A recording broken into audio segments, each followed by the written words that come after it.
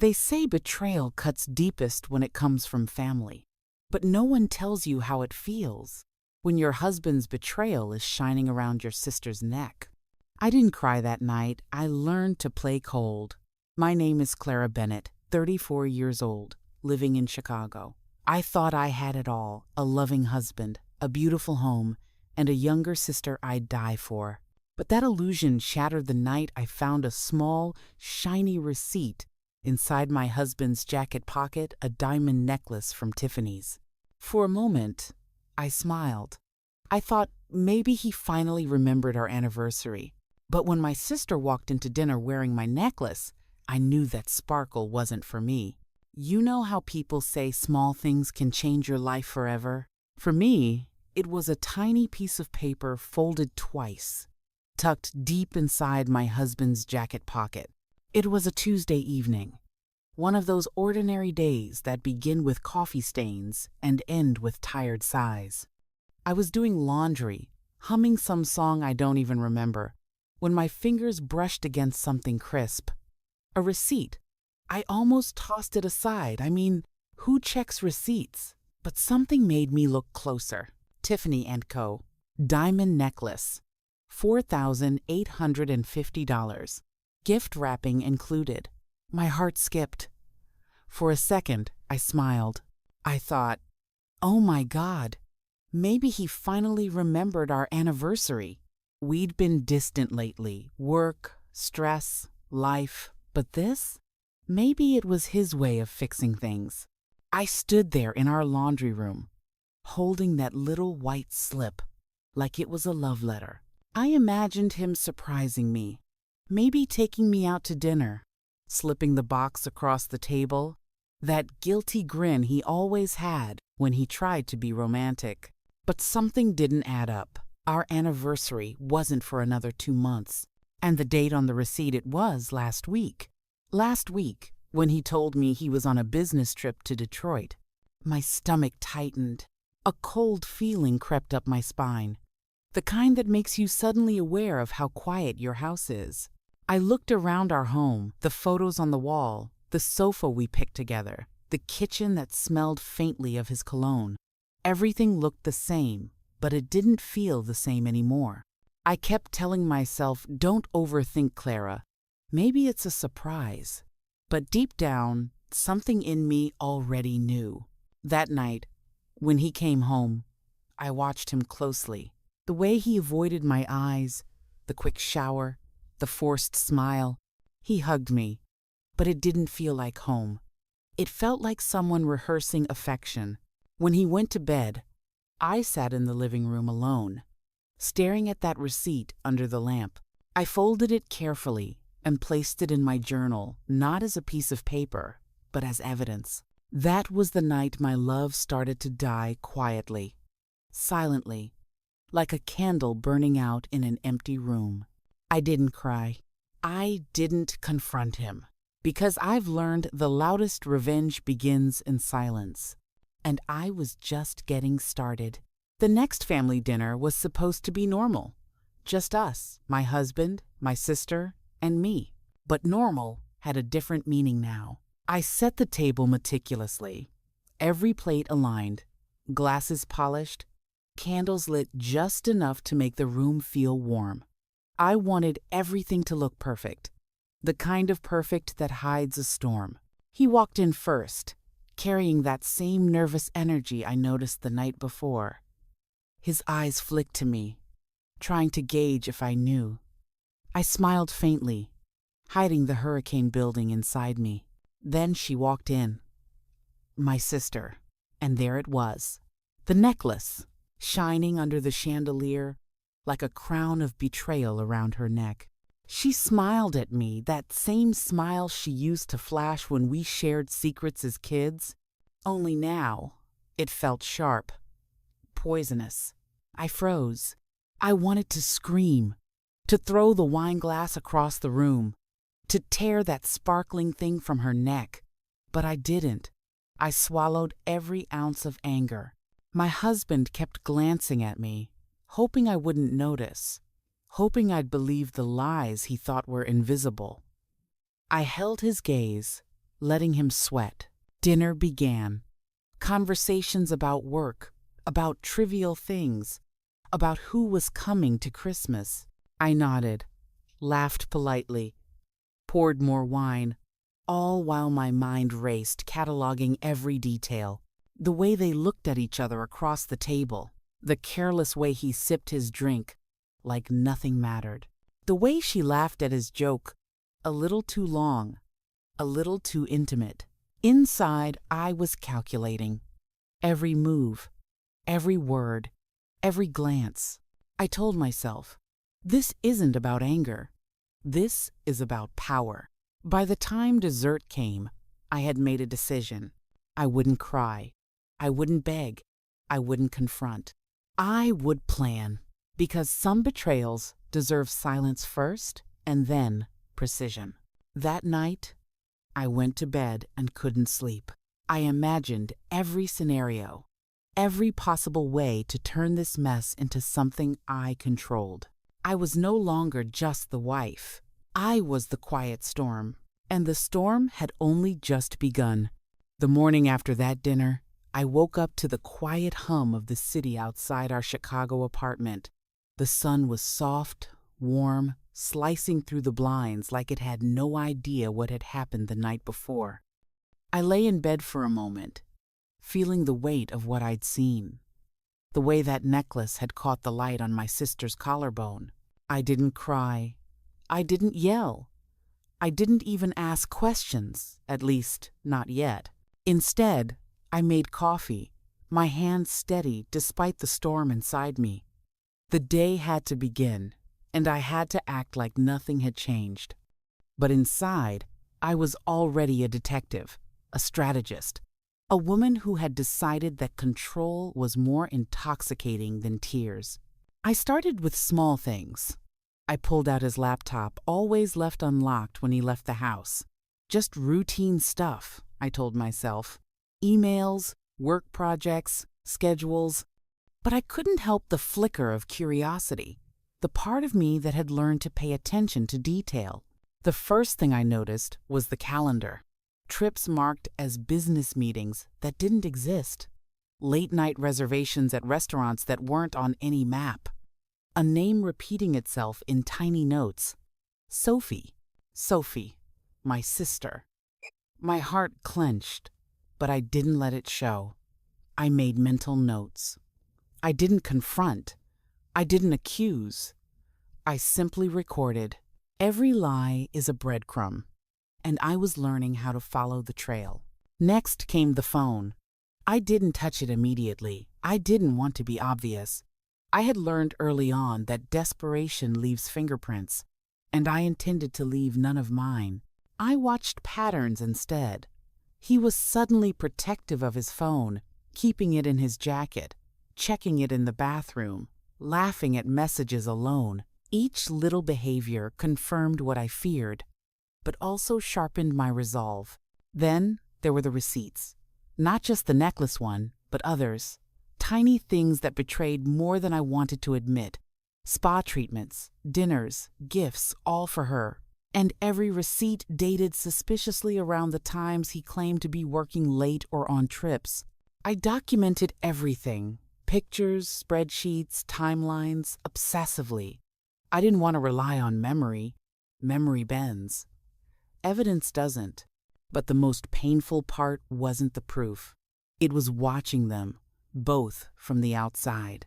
I started small, subtle, with casual questions, testing their reactions. Hey, weren't you out late last night, Sophie? Oh, just the usual errands, she said, smiling that same effortless smile. Nothing in her tone betrayed guilt except to me, it did. Every laugh, every twirl of her hair was a dagger. And him, my husband, the man I had loved with everything, looked guilty. Not guilty enough to change, but guilty enough that the truth was seeping from him in every glance. I realized something crucial then. They were sloppy, arrogant. They assumed I'd never notice, never dig, never see the pattern that was screaming from every corner. and that overconfidence would be my advantage. I began to follow their routines, subtly. A trip to the coffee shop at noon, a business meeting that ended up at a hotel lobby, texts that disappeared too fast. I didn't rush. I didn't panic. I learned patience. Observation was my weapon, and silence my shield. Work became my ally. I had always been competent, organized, precise. Now, every skill I had acquired, every little habit I had, was being repurposed. I logged emails, checked bank statements, noticed patterns in their purchases, and slowly began mapping it all. My sister's wardrobe updates, his unusual spending, their shared private jokes over text, everything fit into a picture that was ugly but clear. And yet, I never let them see me break. I never cried. I never yelled. I smiled, polite, cold, distant. That calmness was more terrifying than any confrontation I could have staged at that point. I watched as they believed their secret was safe. The irony was delicious. Weeks passed. Months, even. I became a master at compartmentalizing. At work, I was charming, capable, efficient. At home, I was the quiet observer, noting behaviors, storing proof, preparing for the day I would act. Sometimes, I would sit in the dark living room late at night, staring at the receipts, the photos, the timelines I had created. I would imagine confrontation, imagine the storm, but always tempered it with patience, because I knew the loudest victories are the ones that happen quietly, leaving the other side stunned. I started collecting evidence systematically, bank transfers to unknown accounts, hotel stays under fake names, messages deleted too quickly for coincidence, a trail of photos, documents, even small gifts that had never been meant for me. I began keeping a personal diary of it all. Each entry was meticulous, almost clinical, but the emotions bled through anyway. Anger, disappointment, hurt, pride, a cocktail of feelings that fueled me. The turning point came one night when I followed him to a restaurant he said was for a client dinner. He didn't notice me enter the street behind him. I watched from a corner. He waited at a table. And then she arrived, my sister. They didn't notice anyone else.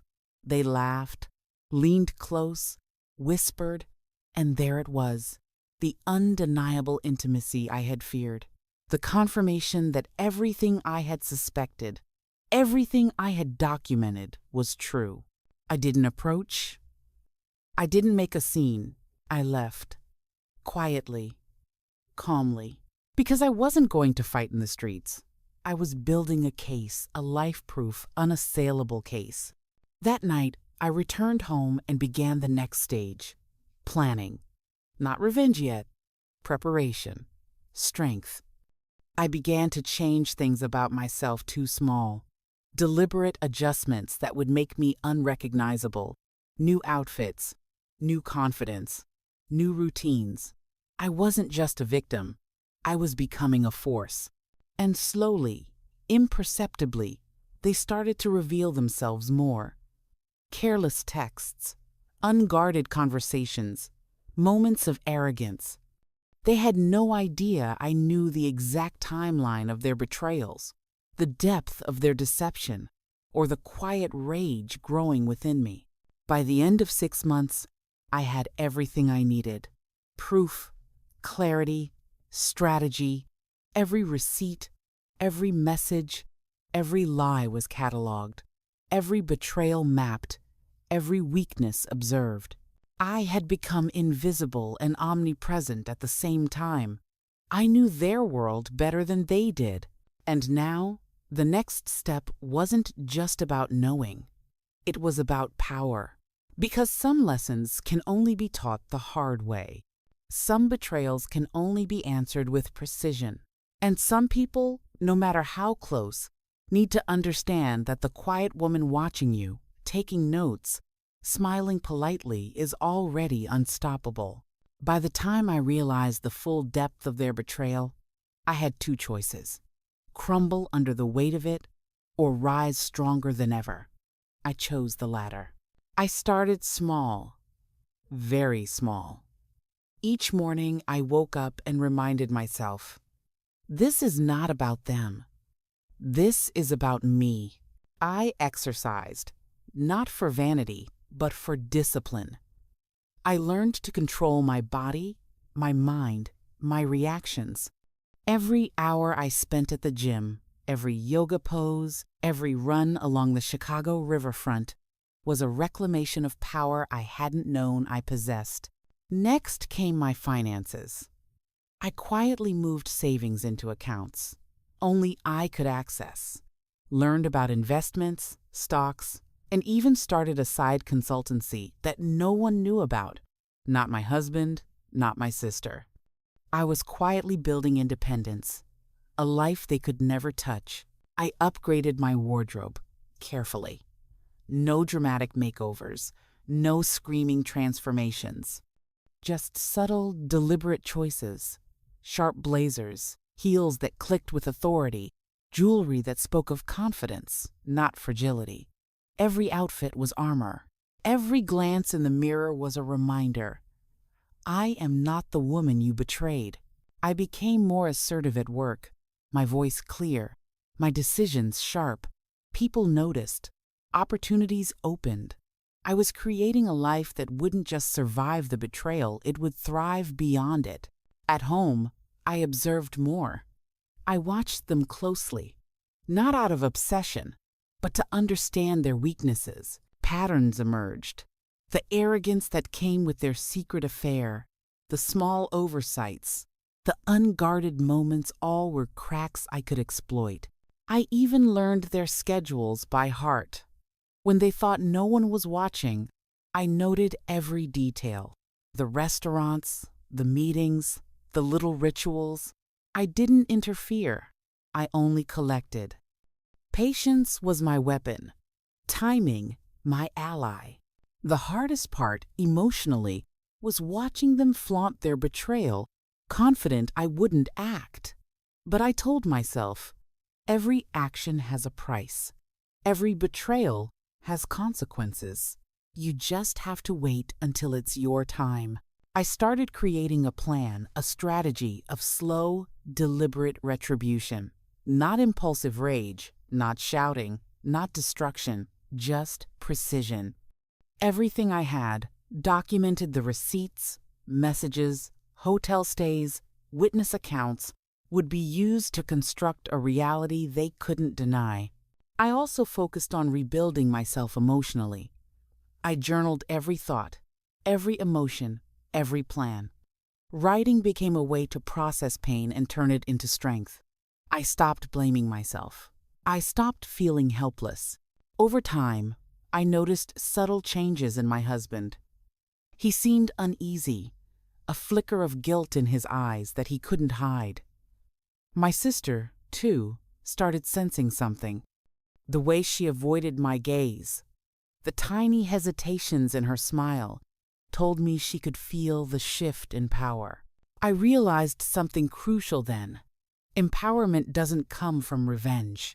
It comes from reclaiming control, from becoming unshakable, from transforming pain into an unstoppable force. And by the time I was ready to act, I knew one thing. I didn't need to scream or cry or confront. I only needed to be ready, precise, and patient. Because when a woman who has been betrayed becomes unstoppable, even diamonds, no matter how bright, pale in comparison. It had been a year since that night, the night I saw my sister wearing the diamond necklace that wasn't meant for me. A year of quiet observation, careful planning, and rebuilding myself into someone no one could ignore. By now, my husband and my sister had grown complacent. They thought their secret was safe, that I was still the same woman I had been that night in the dining room, hurt, helpless, powerless. They had no idea I had changed, that I had grown sharper, stronger, unstoppable. I invited them over for dinner.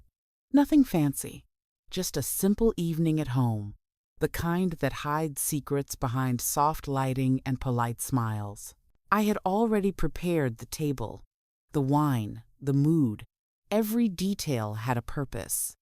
And at the center of it all, hidden until the perfect moment, was the box, the diamond necklace, polished, sparkling, gleaming under the soft glow of the chandelier. When they arrived, they greeted me with the same familiarity, the same ease.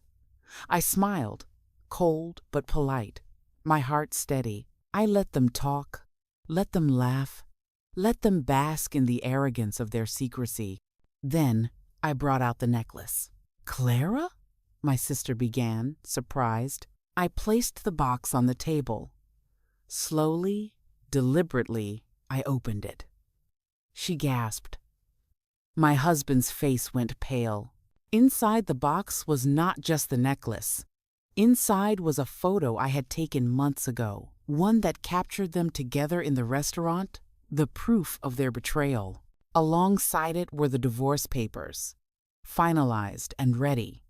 Every receipt, every message, every proof of lies neatly compiled. I looked at them both, my voice calm, steady, and sharper than any scream. Diamonds last forever, but so does karma. I watched their faces crumble, the arrogance, the confidence, the lies all falling apart in an instant. My sister's eyes filled with shock. My husband's mouth opened and closed, words failing him. I didn't shout. I didn't cry. I didn't beg. I simply stood and walked away, leaving them with the consequences of their choices, the evidence of their betrayal, and the cold truth they had refused to see for a year. That night, I didn't need closure. I didn't need apologies. I had something better: power, independence, freedom. As I left the dining room, I glanced back once. The necklace still sparkled, but it no longer belonged to them. It belonged to me, a symbol of survival, resilience, and the woman I had become. I had turned betrayal into strength, pain into power, and heartbreak into a plan executed flawlessly.